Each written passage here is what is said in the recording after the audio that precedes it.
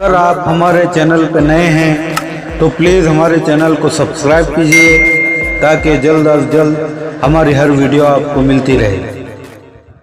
नाज़रीन इकराम, अस्सलामु अलैकुम वरहमतुल्लाहि वबरकातुहू।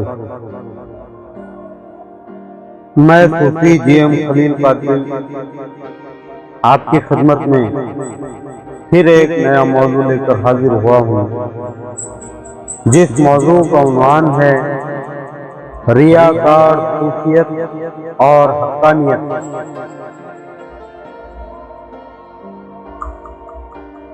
अज़ीज़ान मोहतरम, आज का मौजू आईने की तरह साफ और शफ़ाफ है।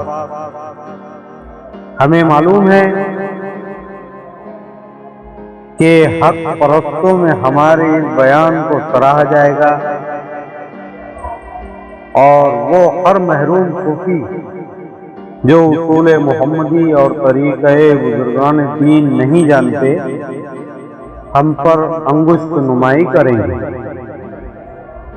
बहुत तकलीफ होती है उन शरपसंदों की नादानी से जो सूफियत का लिबादा ओढ़ कर जहालत के भंवर में फंसे रहते हैं। सूफियत इंसानियत और मोहब्बत का दर्स देती है। कई जगहों पर देखा जा रहा है कि किसी सूफी कामिल के विसाल के बाद उस सूफी की औलाद दीन मोहम्मदी को अपनी जागीर समझ बैठती है, जो सरासर मफाद परस्ती है। क्योंकि मुर्शिद कामिल का हर खलीफा और हर मुरीद मुर्शिद की रूहानी औलाद होती है। यहाँ यानी सूफियत में नफ्सानी रिश्तों को फौकियत नहीं दी जाती। मसलन अगर किसी के वालिद मस्जिद में इमाम है और बेटा मुक्तदी, तो बेटे की नियत ये नहीं होगी कि नियत की मैंने 2 रकात नमाज वास्ते अल्लाह ताला के, मुंह तरफ काबा शरीफ के और पीछे मेरे वालिद,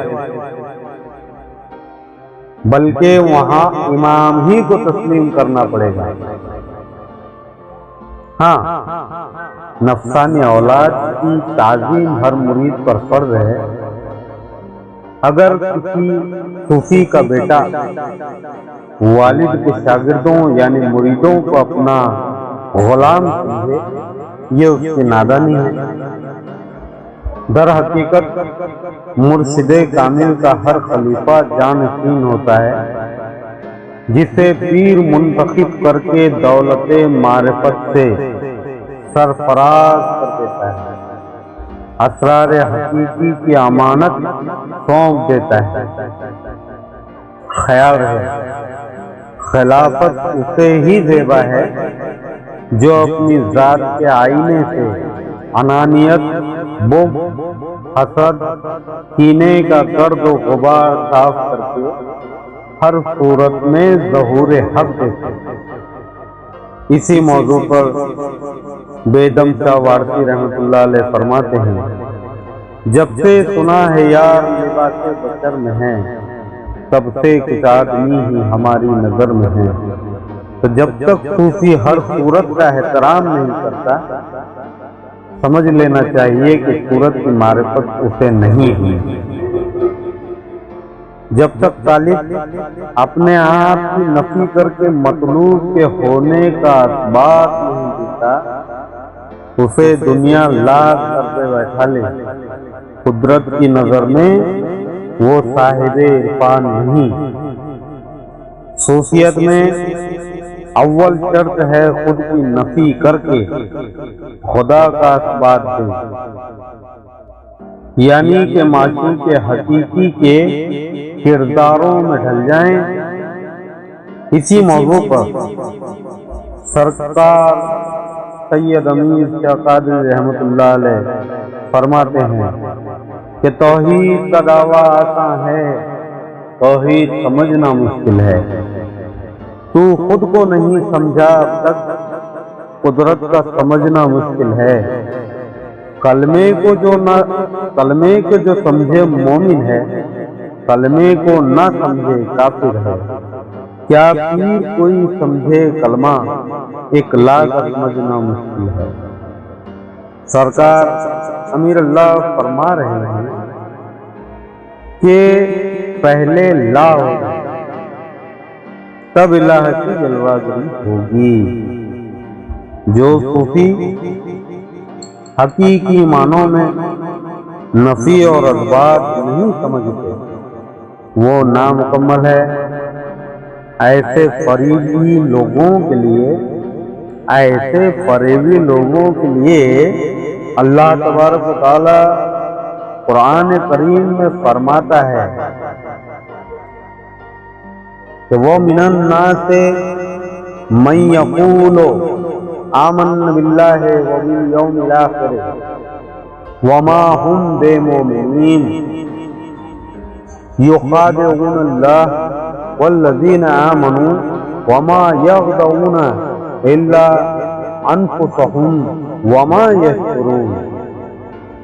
اور بعض لوگ ایسے ہیں جو کہتے ہیں کہ ہم خدا پر اور روز آخرت پر ایمان رکھتے ہیں، حالانکہ وہ ایمان نہیں رکھتے۔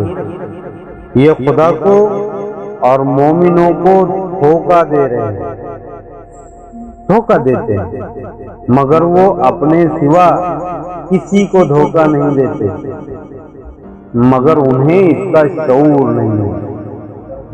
یعنی وہ سوچتے ہیں کہ ہم اللہ سے جھوٹ بول کر، اللہ کے ماننے والوں سے جھوٹ بول کر حقانیت کی آنکھ سے بچ جائیں گے، لیکن اللہ بہتر جانتا ہے ان کی نیتوں کو، تو دھوکہ وہ اللہ کو نہیں دیتے، مومنوں کو بھی نہیں دیتے، وہ اپنے آپ کو دھوکہ دیتے ہیں، لیکن انہیں یہ شعور نہیں ہوتا کہ ہم اپنے آپ کو دھوکہ دے رہے ہیں۔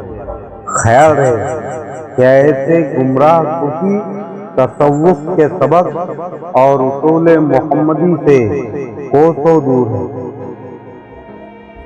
ہر مرید کو چاہیے کہ نسبت کے آئینے میں جب بھی نظر ڈالیں، نسبت کے آئینے پر جب بھی نظر ڈالیں، غیریت کا چشمہ اتار کر نظر ڈالیں۔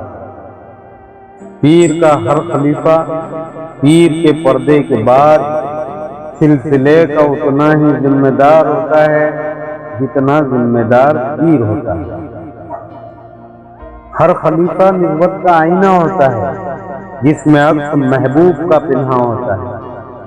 پیر کو آئینہ سمجھنے والے پر لازم ہے کہ پیر کے خلیفہ کا بھی احترام کریں۔ پیر کے خلیفہ کو پیر کا نائب نہ ماننا بھی تو عارضی طور پر ماننا۔ خیال رہے یہی منافقت ہے۔ دنیا پرست صوفیوں سے حقانیت کو بہت تکلیف پہنچتی ہے۔ آج کل دیکھا جا رہا ہے کہ کچھ صوفیوں کے دل و دماغ تبلیغ کے حق کی طرف نہیں بلکہ نظر اور چڑھاوے کی طرف زیادہ ہے۔ اکثر دیکھا جا رہا ہے کہ رسم خلافت ہونے کے بعد گواہ ہونے کا ثبوت، یعنی شاہد گواہ ہونے کا کہ بھائی میرے سامنے خلافت ہوئی ہے، گواہی کی دستخط کے لیے سند نامے پر جس وقت دستخط لینے جاتے ہیں تو گواہی کی دستخط کے لیے 11,000، 7,000، 5,000 مانگے جاتے ہیں۔ جہالت اور مفاد پرستی کی یہ بھی حد ہو گئی کہ خلافت کا معاوضہ مانگا جاتا ہے، جیسے یہ کوئی بھکاؤ چیز ہے۔ خلافت کے لیے ضروری ہے کہ جسے ہم خلافت دے رہے ہیں وہ شخص شریعت کا پیروکار ہو، سلوک، تزکیہ نفس، مراقبہ، مجاہدہ، مشاہدہ بخوبی جانتا ہو اور اس پر عمل پیرا ہو، طریقت کے اصول جانتا ہو، اسرار معرفت سے واقفیت رکھتا ہو، حقیقت سے باخبر ہو، مگر کچھ جگہوں پر اصول ہے کہ جاہل ہو، 5 کلمے نہ آتے ہو، دین سمجھتا ہو نہ سمجھتا ہو، تصوف جانتا ہو نہ جانتا ہو، اگر مالدار ہے تو خلافت دے دو۔ اللہ کی خیر، یہ خلافت اللہ کی امانت ہے جس کے لیے رسول و آل رسول نے اپنے کنبے کی قربانیاں دے دی، مگر اس پر آنچ نہ آنے دی۔ جو خلافت کو اپنی خاندانی جاگیر سمجھ کر اس کا معاوضہ مانگتے ہیں، یہ کہتے ہیں کہ سلسلہ ہمارے جد امجد سے چلا ہے، وہ خلافت سے سرفراز نہ ہوتے تو تم تک کیسے آتا؟ میں کہتا ہوں، کیا یہی صوفیت ہے کہ دین محمدی کے اصل راہ طریقت کو دال روٹی کا ذریعہ بنا لے؟ میں کہتا ہوں، خلافت جس کے گھر کی ہے، سرکار دو عالم صلی اللہ تعالی علیہ وسلم، کیا انہوں نے خلافت کے عوض میں کچھ مانگا یا مانگنے کا حکم دیا؟ جب نہیں دیا تو انہی کے نقش قدم پر چل کر تبلیغ حق کیوں نہیں کرتے؟ کچھ خبر بھی ہے، سب اہل سلاسل ایسے نہیں ہے، مگر کچھ اہل سلسلہ کی وجہ سے تمام سلسلے کو طرح طرح کے تانے سننا پڑتے ہیں۔ سلسلے کے خلاف کوئی کچھ کہے تو مجبوراً سننا پڑتا ہے، جواب دینے میں بھی شرمندگی محسوس ہوتی ہے کہ کیا جواب دیں۔ کچھ کہتے ہیں دنیا پرست سلسلہ ہے، کچھ کہتے ہیں خلافت جتنی ہے، کچھ کہتے ہیں جبہ و دستار کی قیمت 10,000 ہے، 11,000 ہے۔ یہ بیان صرف اصلاح کے لیے کیا جا رہا ہے، کسی پر تند کرنا یہ ہمارا مقصد نہیں ہے۔ خیال رہے کہ نظر کا حکم ہے، نظر کا حکم ہے، مگر نظر گم شدہ چیز کا نام ہے جو دینے والا جانے اور لینے والا چپ چاپ تسلیم کر لے۔ یہ سچ ہے، پیر سے خالی ہاتھ نہیں ملنا چاہیے، کچھ نہ کچھ نظر رکھنی چاہیے، اپنی حق حلال کی کمائی سے جو بھی حالات اجازت دیں عطا کرنا چاہیے۔ کچھ نہ ہو تو کھجور، وہ بھی میسر نہ ہو تو پھول، پھول بھی میسر نہ ہو تو تازہ پتا، تازہ پتا بھی میسر نہ ہو تو کنکر۔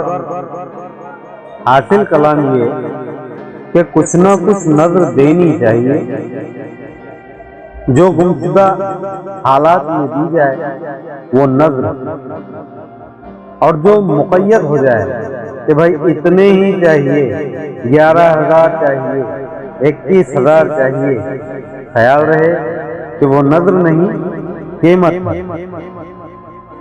ہمارے بزرگوں نے بڑی محنت و مشقت سے دعوت حق عام کی ہے۔ اس بات پر غور کرتے ہوئے صوفیت کو ہر قدم اٹھانا چاہیے۔ ہم یہ نہیں کہتے نظر نہ دو، نظر نہ لو۔ ارے اللہ اگر ہدایت دے تو لاکھوں روپیہ دو، کروڑوں دو، کیونکہ اللہ کی راہ میں خرچ وہی لوگ کرتے ہیں جنہیں مالک سخی دل عطا کرتا ہے۔ ہم مخالف ہیں مانگنے کے، جس کی وجہ سے جسے مانگا جائے اور اس کے پاس نہیں ہو تو اسے شرمندگی کا سامنا کرنا پڑتا ہے۔ اور کچھ صوفیوں کے تو ایسے قول ہے کہ کوئی حق پرست صوفی اگر کسی واقف حقیقت غریب شخص کو خلافت دے دے تو جو معاوضہ مانگتے ہیں، چاچا پیر، دادا پیر، پردادا پیر، جو بھی ہو، اور اس سے کہا جاتا ہے کہ بھائی آپ نے یہ خلافت دی، اس کے 11,000 دو۔ اب وہ خوشی جب یہ کہتے ہیں کہ بھائی میں نے غریب جس میں قابلیت تھی اسے عطا کیا، تو جواب یہ ملتا ہے کہ جب غریب تھا تو خلافت کیوں دی؟ کتنے افسوس کی بات ہے۔ اس حرکت سے حق پرستوں کو مشکلوں کا سامنا کرنا پڑتا ہے۔ صوفی حق وہی ہے جو غریب غربا مرید اور امیر مرید میں فرق نہ سمجھے۔ پیر کی اولاد سے بھی مؤدبانہ گزارش ہے کہ پیر کے وصال کے بعد مزار کو اپنی خاندانی جاگیر نہ سمجھیں، کیونکہ پیر ہر مرید اور خلیفہ کے لیے آئینہ رسول ہوا کرتا ہے، اور رسالت سوائے محمد کے کسی کی جاگیر نہیں۔ کچھ آنکھوں سے پردہ غفلت بھی اٹھاتے چلوں کہ خلیفہ کے معنی فرما بردار بیٹا، وارث، جانشین کے ہوتے ہیں۔ پیر کے اگر 50 خلیفہ ہیں تو خیال رہے کہ وہ 50 کے 50 وارث ہیں، جانشین ہیں، اور جسے اس حقیقت سے انکار ہے خیال رہے وہ شخص منافق ہے، فاسد ہے، مفاد پرست ہے، جو اپنے خود ساختہ قانون و عقیدت کے تحت حق کو حق ماننے سے انکار کر رہا ہے۔ ایسے لوگوں کے لیے اللہ قرآن مجید میں فرماتا ہے فی قلوبہم مرض فزادہم اللہ مرضا ولہم عذاب علیم بما کانوا یکذبون، یعنی ان کے دلوں میں مرض تھا، خدا نے ان کا مرض اور بڑھا دیا اور زیادہ کر دیا، اور ان کے جھوٹ بولنے کے سبب ان کے لیے دردناک عذاب ہوگا۔ میں قربان جاؤں ان سجادگان پر جو اپنے والد کے کردار کو اپنی ذات میں اتار کر، اپنے والد کے کردار کو اپنا کر خود میں وہ اوصاف پیدا کر لیتے ہیں جس پر صوفیت رشک کرتی ہے، اور بارگاہ خداوندی میں دعا گو ہوں ان سجادگان کے لیے جو اپنے کردار کو ناسمجھی میں فرعون کا آئینہ سمجھ بیٹھے ہیں، فرعون کا آئینہ بنا بیٹھے ہیں۔ حدیث شریف کا مفہوم ہے کہ مومن کا آئینہ ہوتا ہے۔ اس بات کو مد مقابل رکھتے ہوئے ہمارے شیخ پیر طریقت حضرت خواجہ شیخ محمد یوسف علی شاہ قادری رحمۃ اللہ علیہ اپنے مریدین و خلفاء کو ایک دوسرے کی دست بوسی کا حکم دیا کرتے تھے۔ جو ان کی ہدایت پر قائم ہے وہ آج بھی ان کی بات پر عمل پیرا ہے۔ در حقیقت ان کا منشا ان کی نفی کرنا، ان کا تکبر مٹانا اور حق کی طرف رجوع کرنا تھا۔ لیکن اصل بات یہ ہے کہ کوئی آپ سے ملے تو آپ کا مرتبہ بڑھ نہیں جائے گا، جو نہ ملے اس سے آپ کا مرتبہ گھٹ نہیں جائے گا۔ ہاں، اس عمل سے ان کے کردار کا ضرور پتہ چل جاتا ہے۔ مولا ہر ایک کو صراط مستقیم پہ چلنے کی توفیق عطا فرمائے، اور جن کی ذات میں تکبر جنم لے چکا ہے، مولا اس تکبر کا خاتمہ کر کے